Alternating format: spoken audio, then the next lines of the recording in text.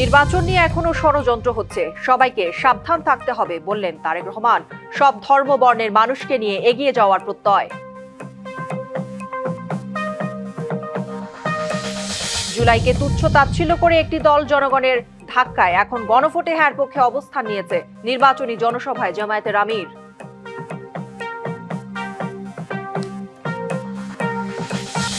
ভোটে স্থানীয় প্রশাসনের বিরুদ্ধে পক্ষপাতিত্বের অভিযোগ পেলে কঠোর ব্যবস্থা, হুঁশিয়ারি নির্বাচন কমিশনের।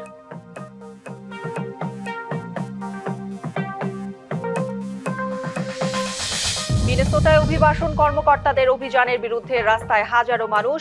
যুক্তরাষ্ট্র জুড়ে ক্লাস বর্জন করে শিক্ষার্থীদের প্রতিবাদ।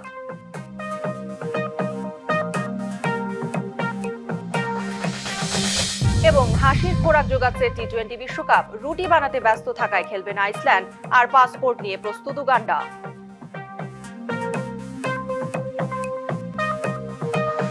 দেখছিলেন নাসির সিনটেক্স অ্যালুমিনিয়াম সংবাদ শিরোনাম। এবার জানাবো খবরের বিস্তারিত। আপনাদের সাথে আছি আমি কাঞ্জুম কৌরি।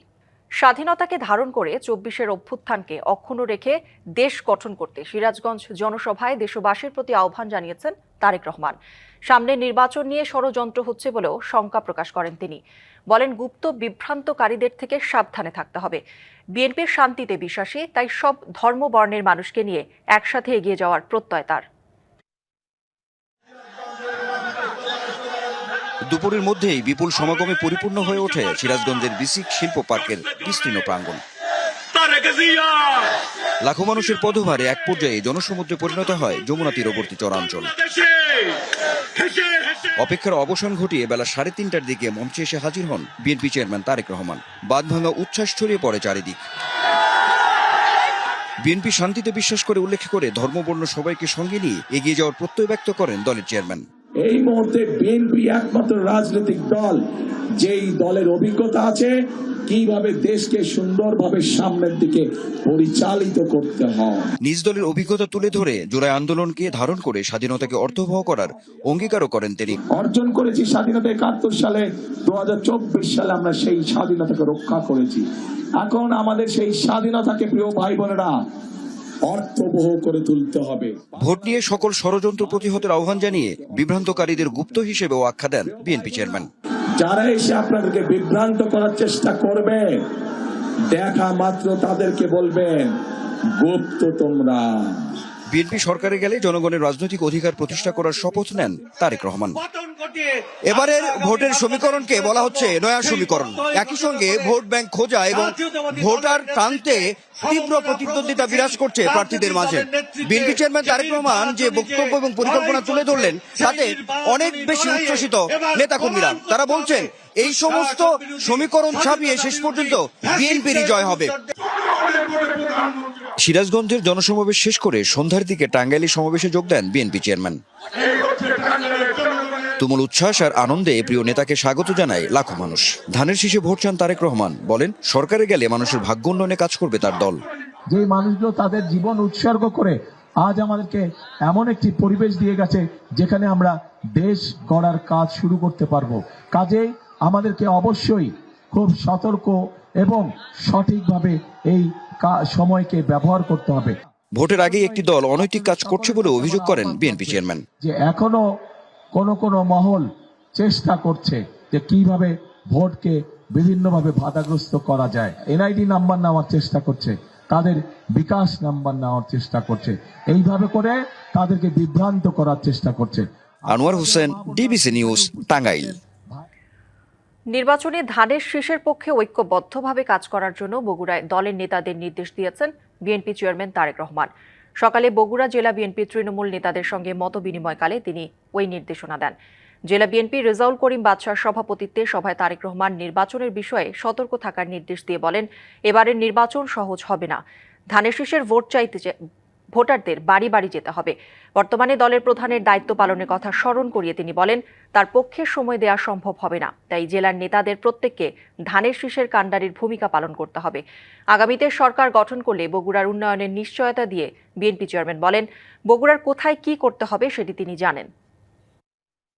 একটি দল জুলাইকে তুচ্ছ তাচ্ছিল্য করলেও জনগণের চাপে পড়ে এখন গণভোটে হ্যার পক্ষে অবস্থান নিয়েছে, এমন মন্তব্য করেছেন জামায়াতে ইসলামীর আমির ডাক্তার শফিকুর রহমান। বলেন ২৬ সালে নির্বাচন চাইবেন কিন্তু জুলাই মানবেন না, তা হতে পারে না। শনিবার নির্বাচনী জনসভায় এসব কথা বলেন তিনি। কুমিল্লায় ৩টি ও ঢাকার কেরানীগঞ্জে একটি জনসভায় অংশ নেন ১১ দলীয় জোটের শীর্ষ নেতারাও। কুমিল্লার ১৪ গ্রামে জামায়াতের নির্বাচনী জনসভায় সকাল থেকে নেতাকর্মীরা যোগ দেন দল বেঁধে। বেলা বাড়ার সঙ্গে সঙ্গে জনসভাস্থল ছাড়িয়ে জনতার উপস্থিতি পৌঁছায় মহাসড়ক পর্যন্ত। সভায় বিশেষ অতিথি খেলাফতে মজলিসের আমির মাওলানা মামুনুল হক, এনসিপির আহ্বায়ক নাহিদ ইসলাম এবং ডাকসু ভিপি সাদিক কায়েম প্রত্যেকেই ভোট চাইলেন কুমিল্লায় ১১ আসনের জামায়াত মনোনীত প্রার্থী সৈয়দ আব্দুল্লাহ মোহাম্মদ তাহেরের পক্ষে। এর আগে ২০০১ সালে এই আসন থেকেই এমপি নির্বাচিত হয়েছিলেন ডাক্তার তাহের। আবারও ভোট চাইলেন এই জনপদের মানুষের কাছে। আমার অতীতের কর্মকাণ্ড, বর্তমান রাজনৈতিক অবস্থান সবকিছু মিলে আমি সমগ্র ১৪ গ্রামের মানুষের দলমতের ঊর্ধ্বে উঠে কল্যাণ করতে সক্ষম হব ইনশাআল্লাহ। ডক্টর সৈয়দ আব্দুল্লাহ মোহাম্মদ তাহের ভাইকে দাঁড়িপাল্লা মার্কায় ভোট দিয়ে জয়যুক্ত করে সংসদে পাঠাবেন। জনসভায় জামায়াতের আমির বলেন, আর কোনো আধিপত্যবাদী গোষ্ঠীকে দেখতে চায় না এদেশের মানুষ। এ সময় দাঁড়িপাল্লার পক্ষে ভোট চান তিনি। আমরা আর কোনো আধিপত্যবাদকে মানব না। আপনাদের দোয়া এবং ভালোবাসায় মহান আল্লাহ তাআলার ইচ্ছায় বিইজনিল্লাহ ইনশাআল্লাহ এই ১১ দল আপনাদের পক্ষ হয়ে এই জাতি পরিচালনা করবে।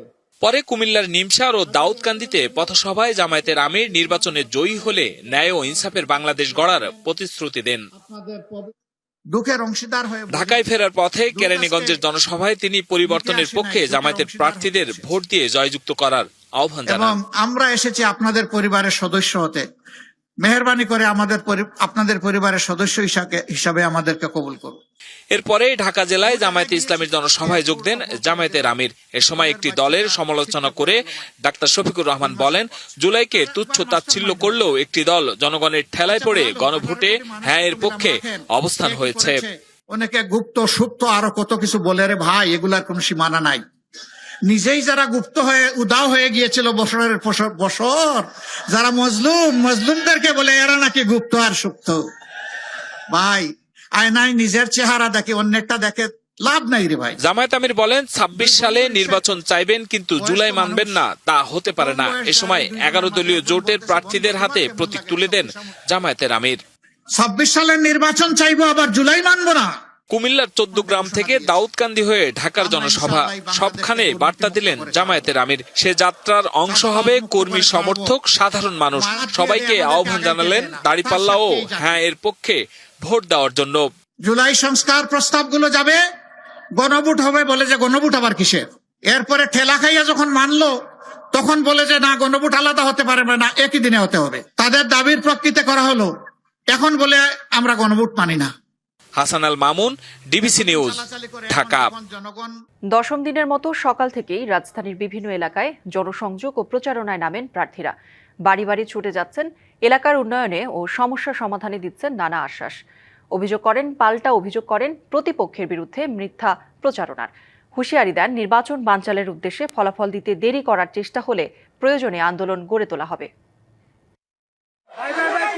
ঢাকা ১৬ আসনের ধানের শীষের প্রার্থী আমিনুল হক ১০ম দিনের মতো তার নির্বাচনী প্রচারণায় পল্লবী ও সংলগ্ন শিল্প এলাকা হয়ে পূরবী মার্কেট ও সংলগ্ন এলাকায় চালান প্রচারণা।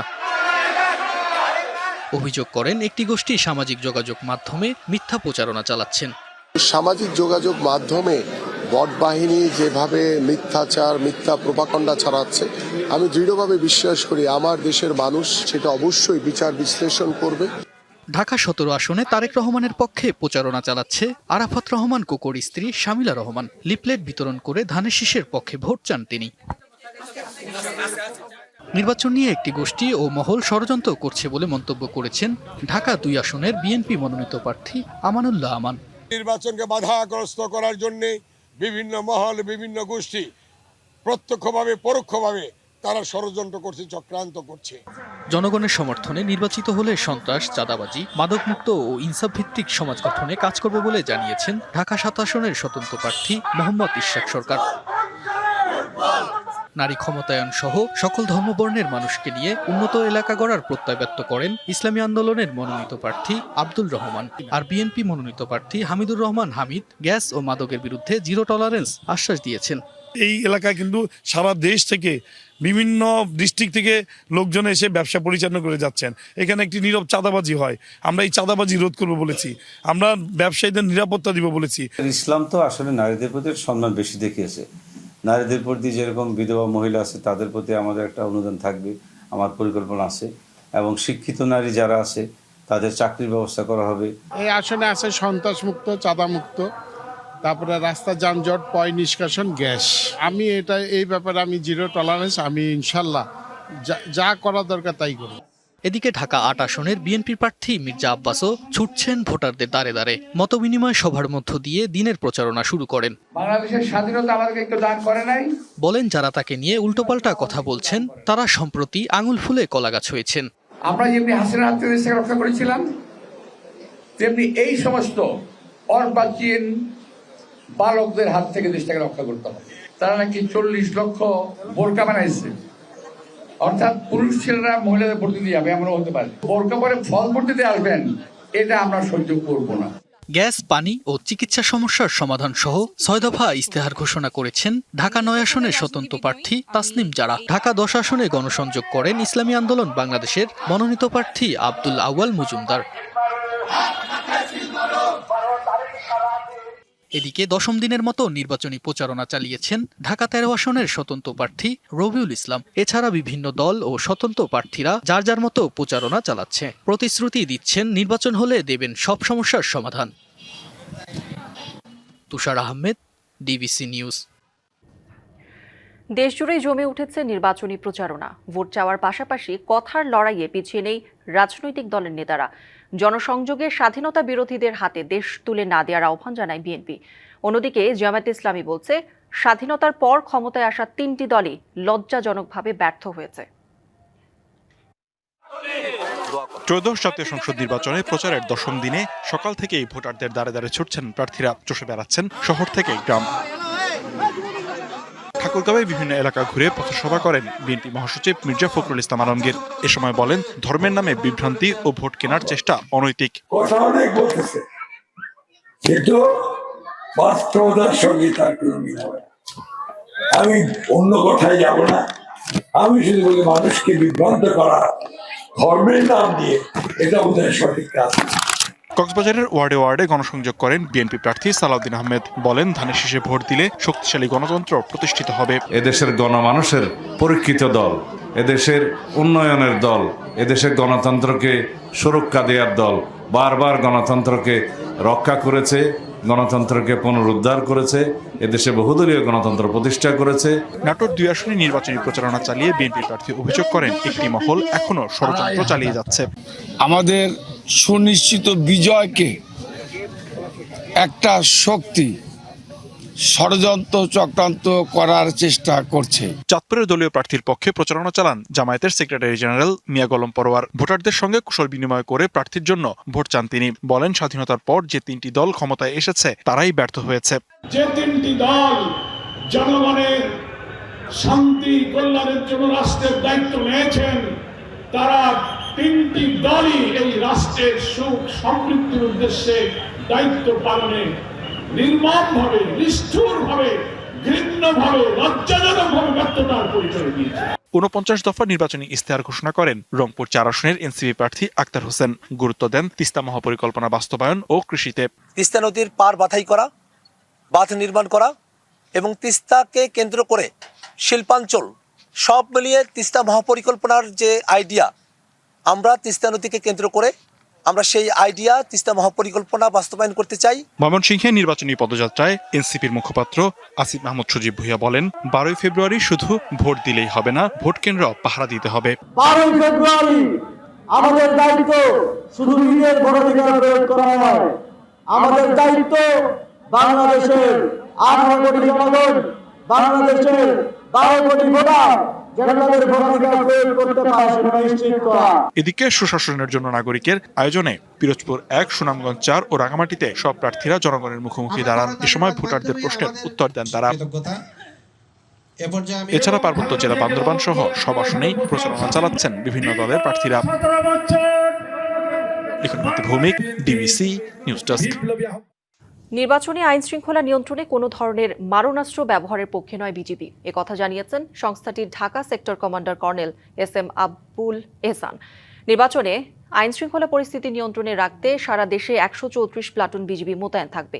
সকালে মিরপুরের জাতীয় সুইমিং কমপ্লেক্সে বেস ক্যাম্পে সংবাদ সম্মেলনে এসব কথা জানান তিনি। নির্বাচন কমিশন, আইন শৃঙ্খলা রক্ষাকারী বাহিনী এবং জনগণের সম্মিলিত প্রচেষ্টায় আসন্ন ত্রয়োদশ জাতীয় সংসদ নির্বাচন অত্যন্ত সুষ্ঠু, শান্তিপূর্ণ এবং উৎসবমুখর পরিবেশ অনুষ্ঠিত হবে। আমাদের কাজ হবে অত্যন্ত কম শক্তি ব্যবহার করে স্থিতিশীল পরিস্থিতি সৃষ্টি করা। আইন শৃঙ্খলা রক্ষা করতে যে আমরা লিথাল ওয়েপেন ব্যবহার না করার পক্ষে। ত্রয়োদশ জাতীয় সংসদ নির্বাচনে স্থানীয় প্রশাসনের বিরুদ্ধে নিরপেক্ষতা হারানোর অভিযোগ পাওয়া গেলে কঠোর ব্যবস্থা নেওয়ার কথা জানিয়েছেন নির্বাচন কমিশনার আবুল ফজল মোহাম্মদ সানাউল্লাহ। বলেন, ভোটাররা যাতে ভোট কেন্দ্রে নিরাপদে ভোট দিতে পারেন সেটি নিশ্চিত করতে হবে। সকালে ভোলায় আইনশৃঙ্খলা রক্ষাকারী বাহিনীর সেল ও ভিজিল্যান্স অবজারভেশন টিমের সদস্যদের সভায় কথা বলেন তিনি। ভোটকে উৎসব মুখর করাসহ নির্বাচনে দায়িত্ব পালনকারী কর্মকর্তাদের নিরপেক্ষ থাকার নির্দেশ দেন তিনি। পরে ঝালকাঠিতে মতবিনিময় সভায় সানাউল্লাহ বলেন, দেশের ভাবমূর্তি ও স্থিতিশীলতায় গুরুত্বপূর্ণ এবারের নির্বাচন। ভোট সুষ্ঠু করতে ভোট কেন্দ্রগুলোকে সিসি ক্যামেরার আওতায় আনার চেষ্টা করা হবে।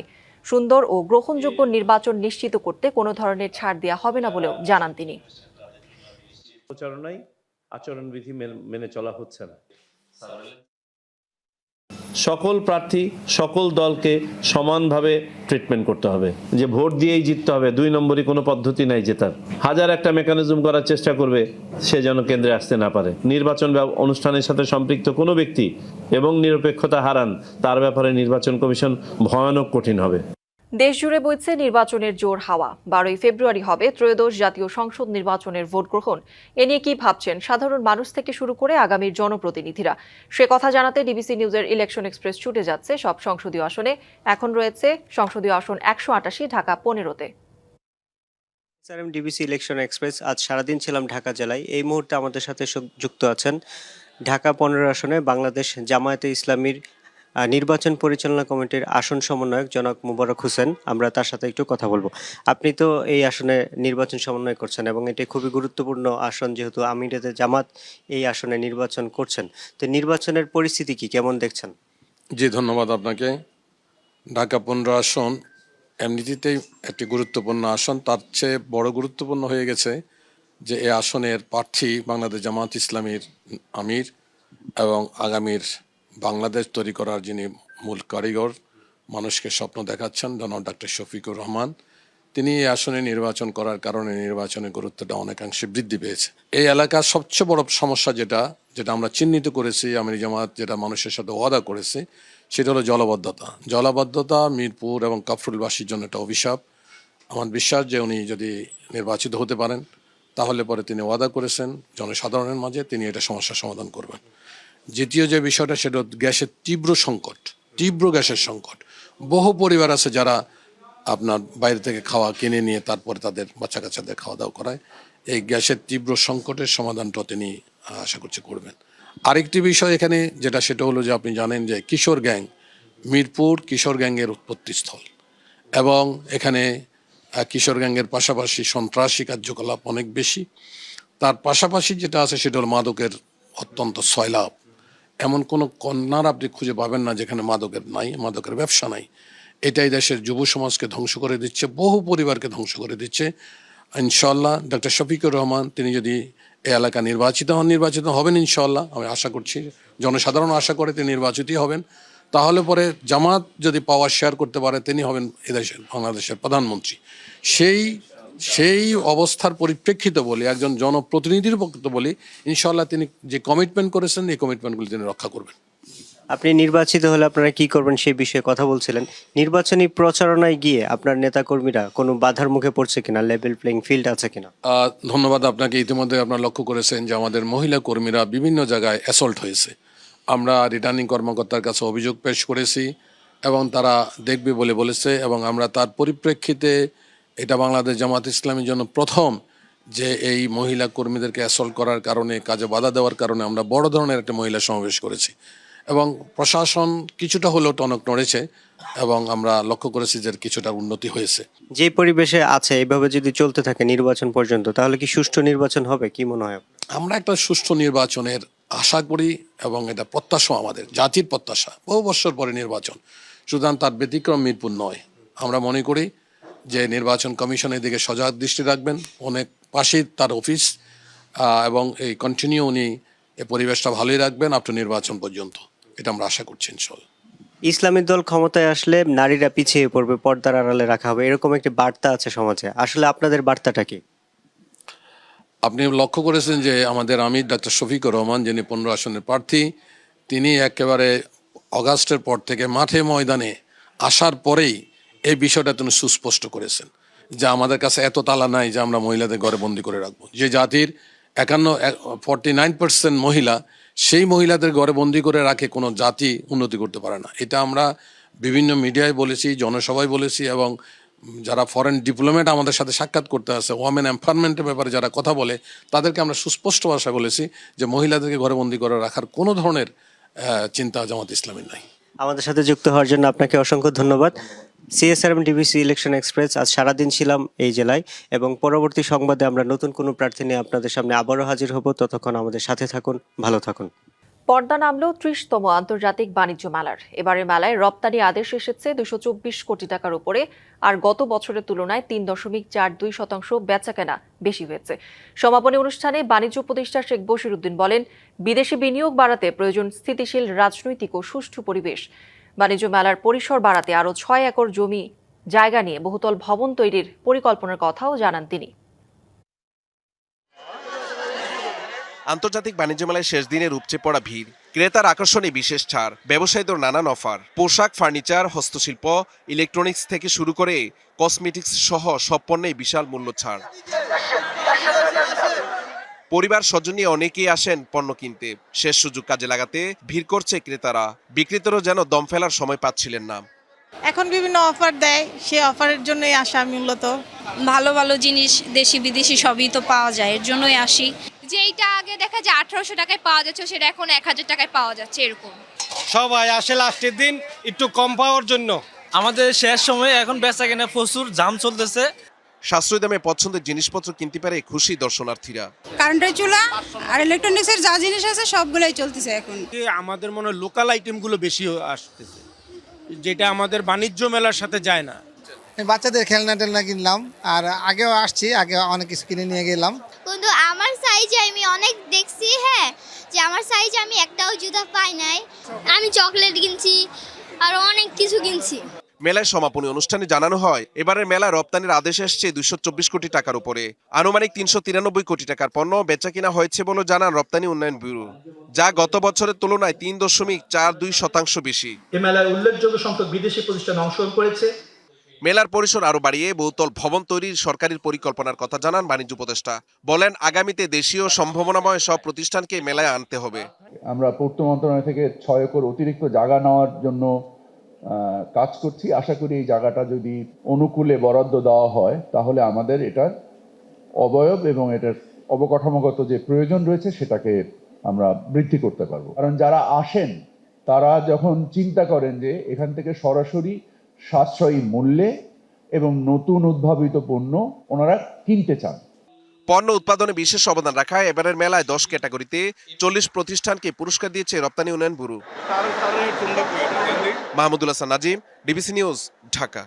মধ্যমাঘের হিমেল হাওয়ায় কাঁপছে চুয়াডাঙ্গা সহ কয়েকটি জেলা। আজ দেশের সর্বনিম্ন তাপমাত্রা মৌলভীবাজারের শ্রীমঙ্গলে 9.6 ডিগ্রি সেলসিয়াস রেকর্ড করা হয়েছে। ভোর থেকে মৌলভীবাজারের শ্রীমঙ্গলের পথঘাট ঘন কুয়াশায় ঢাকা পড়ে। শীত উপেক্ষা করেই চা বাগানের শ্রমিক সহ অন্যান্য শ্রমজীবীরা কাজে যোগ দেন। এদিকে চুয়াডাঙ্গায় সকালে সূর্যের দেখা মিললেও উত্তরের হাড় কাঁপানো বাতাসে স্থবির হয়ে পড়েছে জনজীবন। জেলায় সর্বনিম্ন তাপমাত্রা রেকর্ড করা হয়েছে 11.6 ডিগ্রি সেলসিয়াস। শীতের কারণে স্বাভাবিক কাজকর্ম ব্যাহত হচ্ছে। শীতের প্রভাবে ক্ষতিগ্রস্ত হচ্ছে কৃষিকাজও। আবহাওয়ার বিরূপ অবস্থার কারণে চুয়াডাঙ্গার বিভিন্ন হাসপাতালে বেড়েছে শীতজনিত রোগীর সংখ্যা। ঠাকুরগাঁওয়ের সর্বনিম্ন তাপমাত্রা রেকর্ড করা হয়েছে 12 ডিগ্রি সেলসিয়াস। কুয়াশার সঙ্গে উত্তরের হিমেল হাওয়া থাকায় শীতের অনুভূতি বেড়েছে। ঘন কুয়াশার কারণে সড়কে যানবাহন চলাচল ধীর গতির হয়ে পড়ে। আবহাওয়াবিদরা বলছেন, উত্তরের ঠান্ডা বাতাস ও আর্দ্রতার কারণে হঠাৎ করে এই ধরনের ঘন কুয়াশা তৈরি হচ্ছে। আগামী কয়েকদিন সকালবেলায় এমন কুয়াশা থাকতে পারে, তবে বেলা বাড়ার সঙ্গে সঙ্গে পরিস্থিতি স্বাভাবিক হয়ে যাবে। অভিবাসন ও শুল্ক প্রয়োগকারী সংস্থা আইসের গুলিতে 2 মার্কিন নাগরিক নিহতের ঘটনায় ফুঁসছে যুক্তরাষ্ট্র। মিনেসোটায় অভিবাসন কর্মকর্তাদের অভিযানের বিরুদ্ধে রাস্তায় নেমেছেন হাজারো মানুষ। পাশাপাশি ক্যালিফোর্নিয়া থেকে নিউ ইয়র্ক দেশ জুড়ে ক্লাস বর্জন করে প্রতিবাদ জানিয়েছেন কয়েক হাজার শিক্ষার্থী। এমন পরিস্থিতিতে ট্রাম্পের অভিবাসন নীতির প্রতি জনসমর্থন পৌঁছেছে সর্বনিম্ন স্তরে।